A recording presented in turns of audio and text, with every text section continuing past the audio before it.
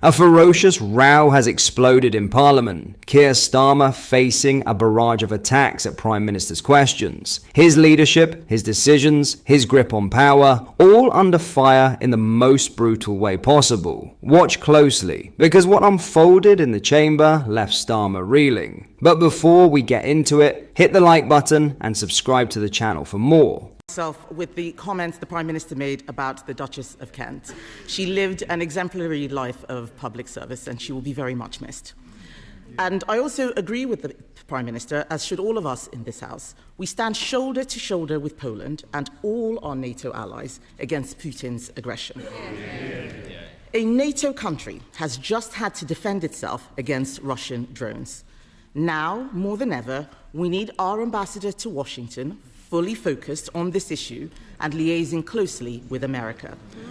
Does the Prime Minister have full confidence in Peter Mandelson?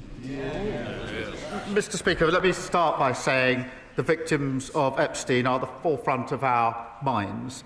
He was a despicable criminal who committed the most heinous crimes and destroyed the lives of so many women and girls. The Ambassador has repeatedly expressed his deep regret for his association with him. He's right to do so. I have confidence in him, and he's playing an important role in the UK-US relationship.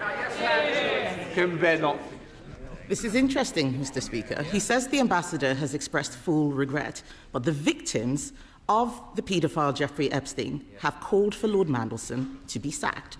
And just so the House is aware, in 2019, Jeffrey Epstein was convicted of child prostitution and sex trafficking that took place between 2002 and 2005.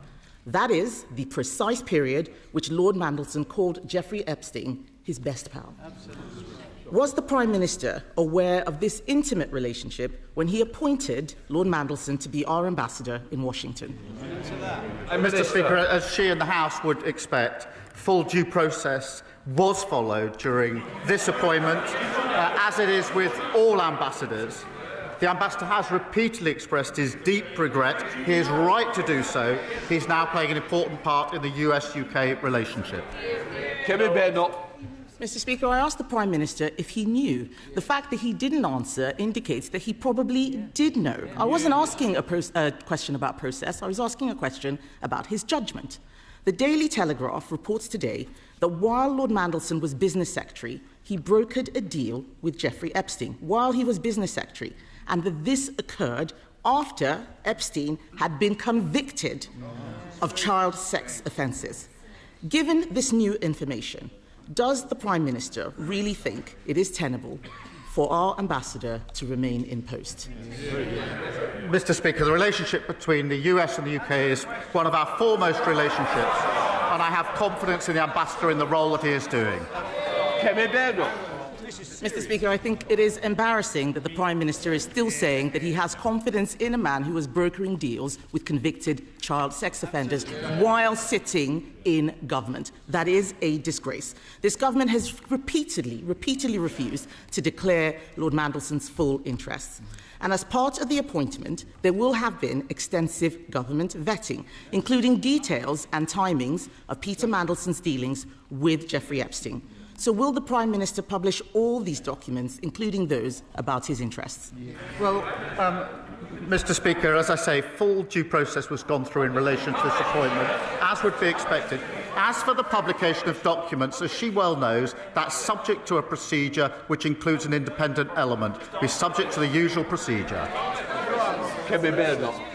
The Prime Minister cannot answer any questions. That is not the behaviour of someone who has full confidence. The Ambassador should be in the White House talking about how we respond to an incursion into NATO airspace. Instead, he is giving interviews about himself to The Sun. This is a man who already had to be removed from cabinet twice, and now we learned that he was brokering billion-pound deals with Jeffrey Epstein while Business Secretary. I didn't get a proper answer. He's talking about process. This is not about process. This is about judgment. Just last week, I told him that he should sack his Deputy Prime Minister. They all cheered and congratulated themselves. She was gone 2 days later. His phase 2 is broken and he's got a totally new front bench. So I will ask him again, will he make sure that these documents are published, and will he actually instruct Peter Mandelson to publish all his correspondence with Jeffrey Epstein?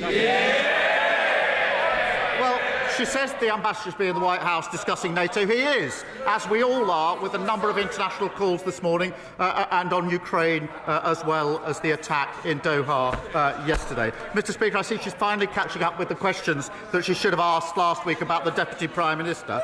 In the meantime, Mr. Speaker, we have been opened up a new schools-based nursery. On Monday, we had the Defence Industrial Strategy. On Tuesday, we published NHS league tables to push up standards.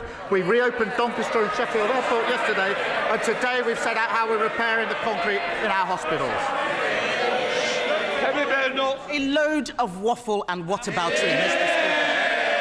All they are interested right now is their pointless deputy leadership election while the country is out there suffering from an economic crisis. The Prime Minister has an ambassador mired in scandal, not focusing on NATO. He lost his Deputy Prime Minister just last week for evading taxes. He's got a new Home Secretary, a new Foreign Secretary, just learning the ropes, not able to help with this issue. We have strikes crippling our capital city and damaging our economy. He could use minimum service legislation, which we introduced, to make the lives of the people out there better, but he won't because he does not have the backbone to face down the unions.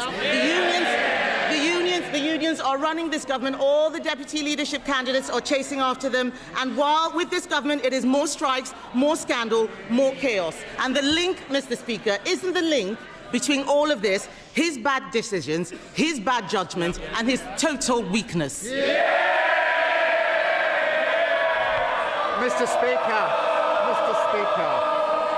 Mr. Speaker, our Deputy Leader contest started this week and ends on the 25th of October.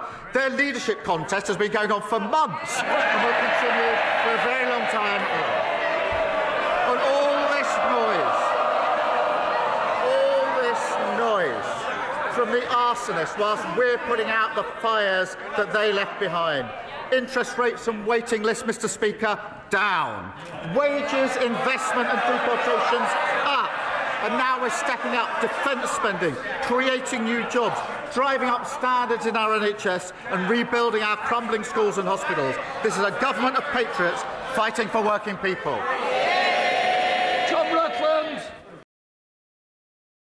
What are your thoughts on what we discussed in today's video? Let me know down in the comment section below. If you've not yet already, make sure you do drop a like on this video and subscribe to the channel for more British content. Thank you, take care, goodbye.